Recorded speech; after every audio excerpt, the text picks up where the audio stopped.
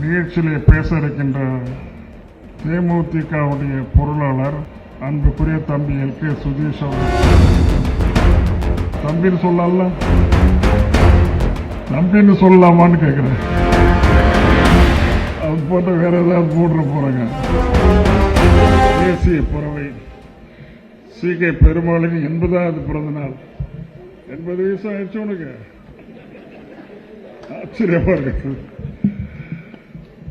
இந்த நிகழ்ச்சியில் வாழ்த்துற வருகின்றிருக்கின்ற நம்முடைய சட்டப்பேரவை தலைவர் அன்புக்குரிய அண்ணன் அப்பா அவர்களே,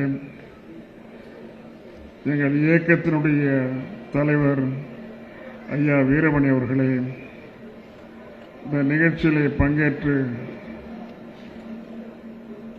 உரையாற்றி சென்றிருக்கின்ற என்னுடைய அன்புக்குரிய அண்ணன் தோழர் நல்லக்கண் அவர்களே,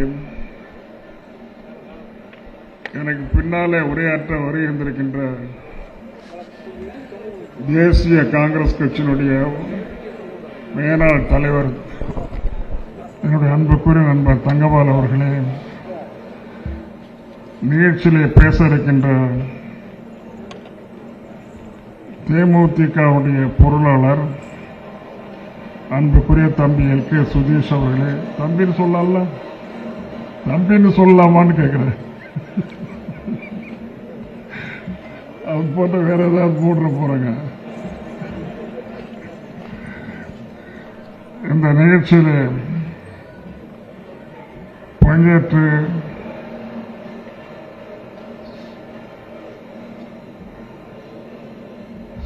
சிறப்பு செய்து கொண்டிருக்கின்ற அன்புக்குரிய அண்ணன் சொர்ணா சேதுராமன் அவர்களே, நிகழ்ச்சிக்கு உரையிலிருந்து சிறப்பித்துக் கொண்டிருக்கின்ற தொழிலதிபர் விஜிபி சந்தோஷம் அவர்களே, நல்லாசிரியர் அன்புக்குரிய நண்பர் நடுவூர் சிவா அவர்களே, நிகழ்ச்சிக்கு வருகின்றிருக்கின்ற உற்றார் உறவினர்களே, அரசியல் இயக்கங்களுடைய சிறப்பாக பணியாற்றி அந்த இயக்கங்களுக்கு உறுதுணையாக பணியாற்றிக் கொண்டிருக்கின்ற என்னுடைய அன்புக்குரிய நண்பர்களே, உங்கள் அனைவருக்கும் என்னுடைய பணிவான வணக்கங்களை தெரிவித்துக் கொள்ள விரும்புகிறேன்.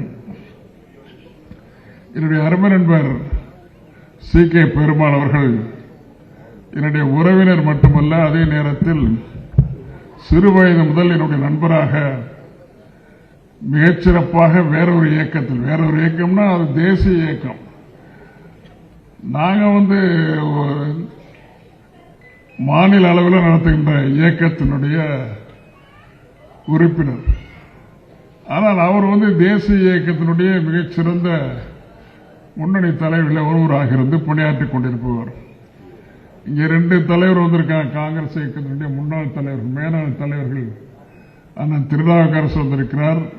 என்னுடைய அருமை நண்பர் தங்கபால் வந்திருக்கிறார். இப்படி பல்வேறு நண்பர்களும் இங்கே வந்திருக்கிறீர்கள். அவர்களுக்கெல்லாம் மிக மிக சிறந்த நண்பராக எல்லா காலங்களிலும் அந்த இயக்கத்தை விட்டு போகாத ஒரே இயக்கத்தில் பணியாற்றியவராக இருந்து கொண்டிருக்கிறார்.